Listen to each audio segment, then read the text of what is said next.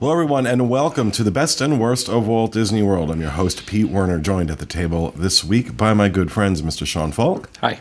Mr. Charles Boda. Hello. And Mr. Steve Porter. Hello. And this week, we are going to talk about the top news stories the top Disney news stories of 2017. And the way I ascertained this was very scientific.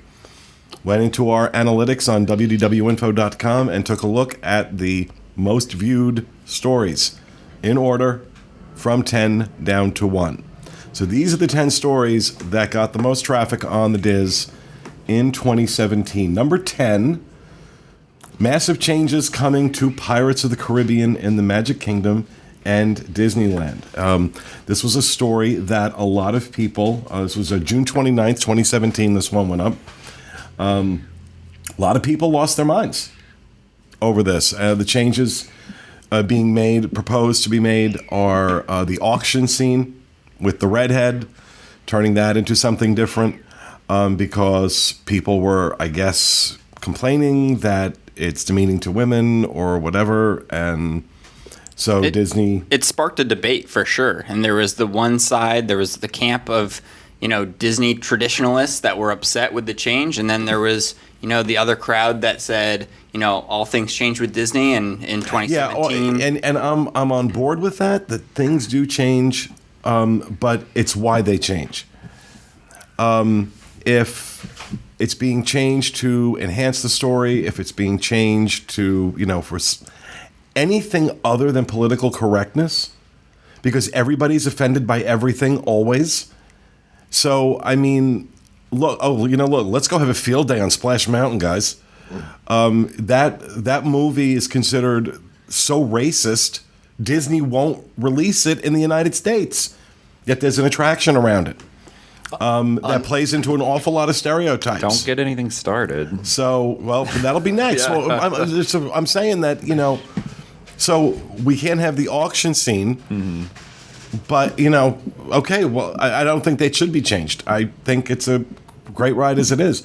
I don't think we have to take our political cues and our social cues from theme park attractions.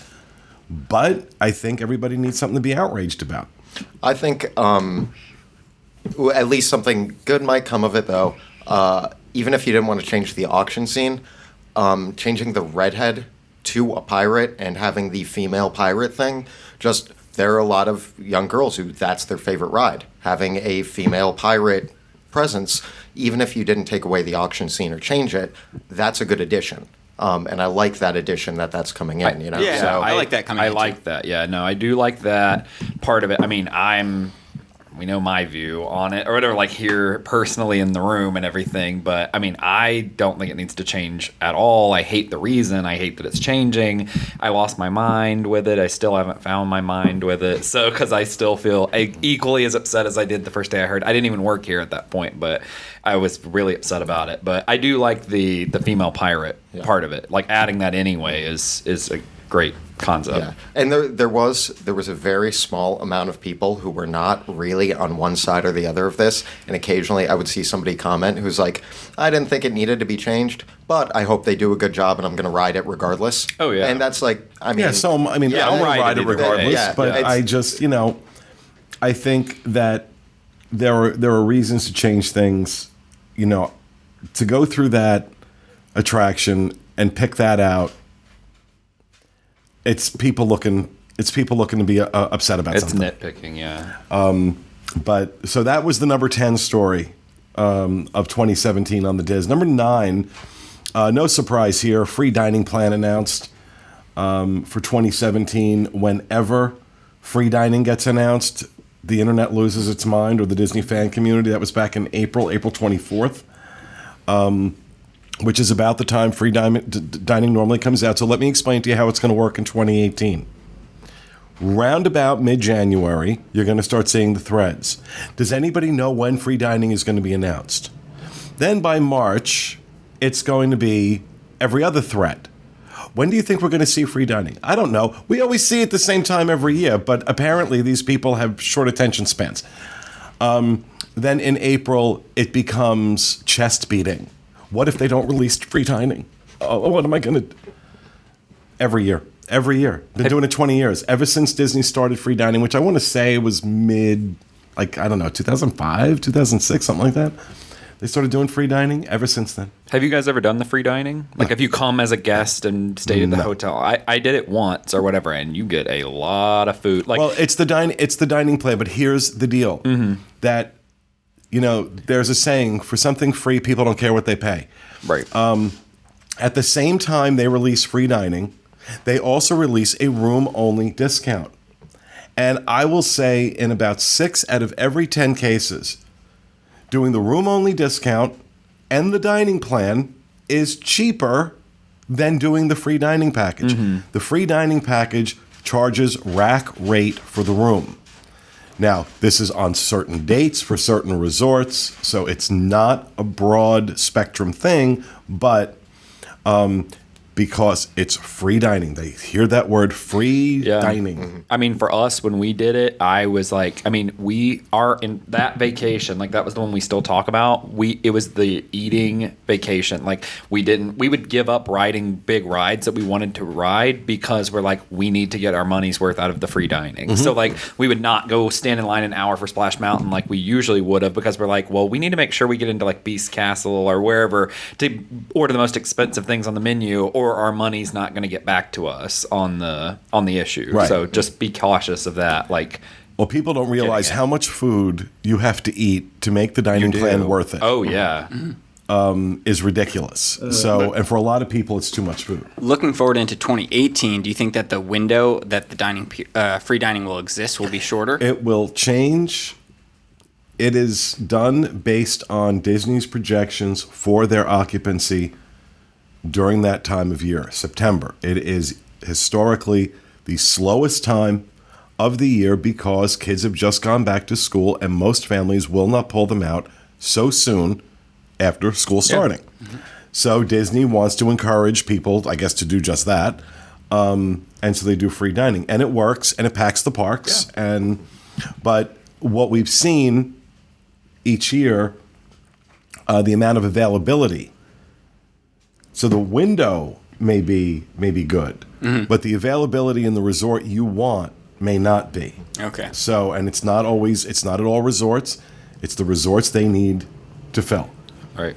So it's always different every year, but we'll see. We'll see, depending on how they're looking for 2018.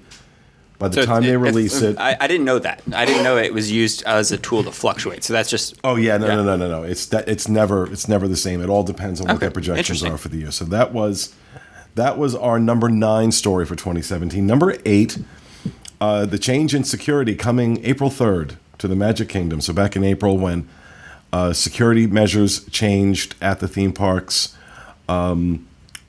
this was a big story. And in my opinion, an outstanding change from how things were being done. They created a wider perimeter, so people were being checked, getting onto the monorail at the resorts, or at the transportation and ticket center, or whatever. Instead of putting these necessarily right in front of the parks and creating these, like especially the Magic Kingdom, that's where you really saw the biggest, biggest change. Because that plaza, the entrance plaza, was no longer crowded with people. It was a really nice way to go in. It's a really nice way now to go into the park. Well, and in living in 2017, they had to put up those pop-up tents to put the metal detectors under.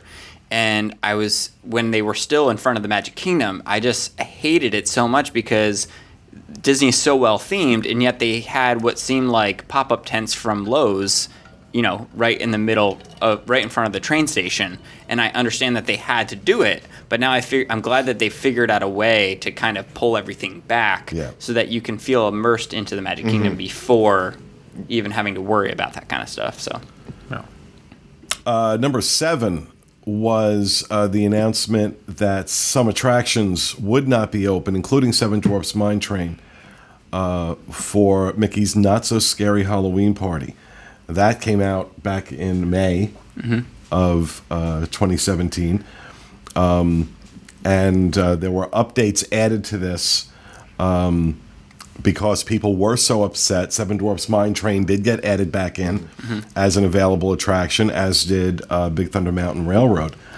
Well, and if I remember correctly, Disney they had a list of attractions that were going to be open, and Seven Dwarfs and a couple others weren't on it. And then when there was the huge reaction of like, oh no, Seven Dwarfs isn't going to be open, they're like, oh, sorry, it was just a mistake that we didn't put it on the list. It was like, that seems awfully suspicious that like after this huge negative reaction. Put it on the list. Like I know people that specifically like go to parties and stuff to ride those big attractions because they couldn't get fast passes for them. So like it doesn't cost them excessively more money to not have it open. I mean, to not open one of their most major attractions that has the longest lines. So that's weird to me that they even would have closed. Well, also, what I found interesting about it was in recent years, they found it challenging to sell out or sell enough tickets for the Halloween party. So scaling back on, I think their attitude was, well, if we're not going to make the money we need to make, we're going to have to make it up somewhere else, and let's cut these attractions. But if you're going to cut things like Seven Dwarfs Mine Train or Big Thunder Mountain Railroad, you're going to see people like, oh, there's no point in me going. Right. Yeah. It's like, if you didn't think I wanted to come before, now I definitely don't want to go. So that was number 7. Number 6, 9 states will need passports for domestic travel flights in 2018. Anytime any of these stories come up, they're always a big story. But this was actually published December 20th of 2016, and by our own Mr. Steve Porter. And I don't know if anything's changed, but according to this story, travelers from Kentucky, Maine, Minnesota, Missouri, Montana, Oklahoma, Pennsylvania, South Carolina, and Washington will require alternative forms of identification like a passport or military ID to get through TSA. I think some of those states have been totally changed. You updated the story, didn't you? Yeah, so our last update was probably maybe last month or a month before it. And the way it works out is there were a lot of extensions and a lot of states are under review. So nobody's really in danger just yet. But you can, on the site, we link to the map that'll let you know whether your state has valid ID or whether it doesn't, or whether it's currently under review, and that's updated pretty consistently. So a lot of those states that we mentioned, you can still fly up until their extension is up. So it's something you kind of constantly have to keep knowledge of. They had a sign up at the airport when I was there last time, and there's 4 states that I know starting in sometime in 2018 right now that it's like pushed forward, and they all start with M. So like if you don't live in a state that's, I can't remember off the top of my head. I know like Montana, Missouri are 2 of them. I think Maine's another. But so if you're not in an M state, then you're fine. So yeah, and this is a result of federal guidelines for how states need to issue their driver's licenses in order to prevent fraud, in order to prevent, things that bad people do with fake IDs. And if these states haven't implemented those security measures, TSA is not going to accept those as valid. So, yeah, because I'm looking and it's still saying the same. I'm still seeing the same states, but is that on TSA? No, I just did a quick Google search, but so be sure to check. According to Sean, if it starts with an M, you might want to look harder into. And if you are one of these states where your state ID isn't valid, there are plenty of easy links to find passports and everything like that. They're really promoting getting. In fact, you can get a passport within 2 weeks if you file for an emergency passport and stuff. So it's totally a workaround. You just have to keep on it. And our most recent article, we'll have to look it up, but it does have links to the website that's got the maps and everything like that. So it's just something to keep an eye out for, but it's not going to screw over your travel plans or anything. Okay. Well, our next news story, number 5, Father of the Year, in jail after being arrested at Disney for child neglect. And this was from May 16th and regarded Brian Keith Olmsted of Brunswick, Ohio, was arrested at Disney's Art of Animation Resort. There were at least 11 complaints to resort management about Olmsted over the course of 4 hours. Guests stated that he had obviously had too much to drink, was using racial slurs, was pushing his child's stroller through the crowds at the resort, and authorities were called in to handle the situation. Yeah, that was a thing. That was a thing that happened. That was a thing that happened in the world. That was our number 5 story.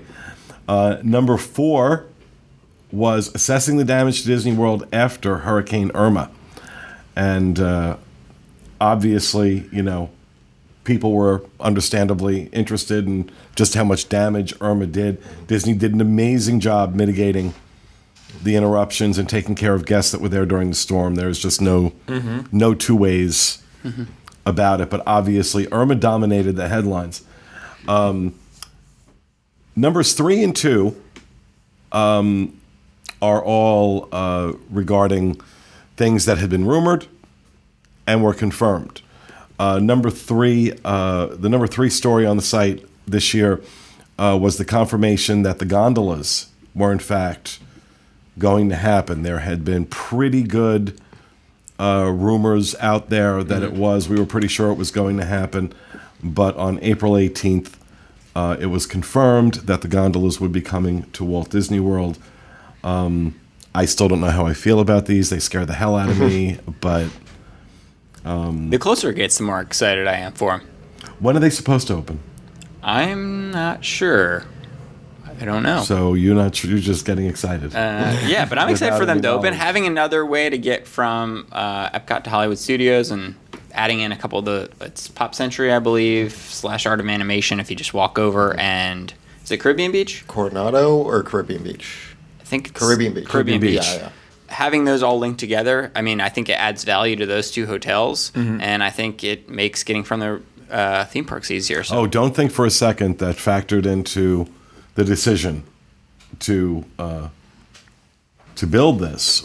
They absolutely would have looked at how much more can we charge for rooms at these resorts. Oh yeah.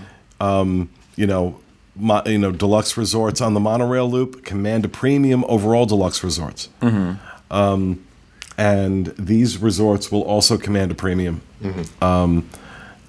Not as much of one, but nonetheless, that especially in the beginning, those resorts are going to be hard to get rooms at because people are going to want to stay there. People are going to want to check out the. It'll be interesting to see how Pop Century starts to get priced, actually, because it's been.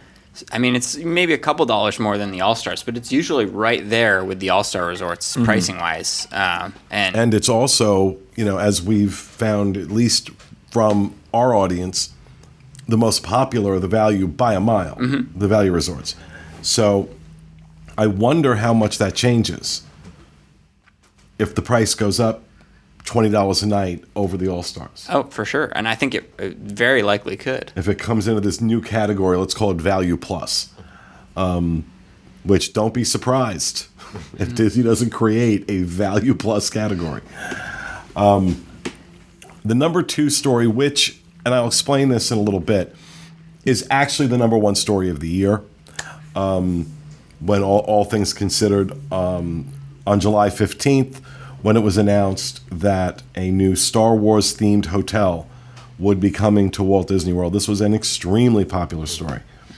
And of course, we're all very excited. I'm very excited to see what they do. It's supposed to be a completely immersive experience. You're actually given a storyline when you check in, and we'll see. It looks amazing. Everything they've released about it looks amazing. But the reason I say it really is the number 1 story is because, in going through and just, looking at the page views on the news stories this year, the number 1 story in that way was how Hurricane Irma may affect your Walt Disney World or Disney Cruise Line vacation. The only reason I say it's not exactly comparing apples to apples is because that news story was being constantly updated as new things were being learned about Irma and its path, and then of course it's we were linking back to it a couple times. So it was constantly getting updated. It was a very active document. So yes, technically it was the most viewed news story, and with good reason. Irma was a big story. But if we're going to just compare apples to apples, we've got to say the Star Wars themed hotel really was the number one news story in that regard. But Irma certainly, back in early September, was a very big story, and especially for those of us living here in Central Florida, that was a rough couple days. Not anywhere near as rough as the people in Houston had it. Certainly nowhere near as rough as the people in Puerto Rico had it and still have it, unbelievably. But, for us, it was, was a little bit of a ride there. And again, I don't think it can be said too many times, Disney really, really, really, really stepped up to the plate in terms of how they handled guests, the whole situation, allowing pets when they don't normally do it, people that didn't have the money to stay because, they budgeted out a certain amount for their vacation, and now they were forced to stay extra nights. Disney's telling them, we'll figure that out. Don't worry about it. Making sure, really and truly, because I was staying at Riverside or at French Quarter, and I'm watching it with my own eyes. I'm watching these cast members, and it was absolutely stunning. It was some of the best examples of Disney service that I've seen in many, many, many, many years. So there's just not enough praise to heap on Disney for how they handled Hurricane Irma. In general, I think our entire community really handled it very well. Our local, of course, our police, firefighters, first responders did an amazing job. But I know I know this is Disney World and Universal related, as well. But Universal deserves praise. Yeah, everybody handled it. Everybody handled it really well. Sometimes those things can be complete nightmares for a company. But there you have it. Our top 10 stories for 2017. I'll just recap them again. Number 10, changes coming to Pirates of the Caribbean. Number 9, free dining at Disney World. Number 8, change in security coming to the Magic Kingdom. Number 7, several attractions closed for Mickey's Not So Scary Halloween Party. Number 6, 9 states will need passports for domestic flights in 2018. Number 5, father in jail after being arrested at Disney for child neglect. Number 4, assessing the damage to Walt Disney World after Hurricane Irma. Number 3, Walt Disney World gondolas are official. Number 2, Disney announces Star Wars themed hotel coming to Disney World. And number 1, how Hurricane Irma would affect your Disney World or Disney Cruise Line vacation. So there you have it. And that will be our final Best and Worst show for 2017. Thanks for being with us. And we're just going to pick this up again next week in the new year. So we'll see you then. Thanks, everybody.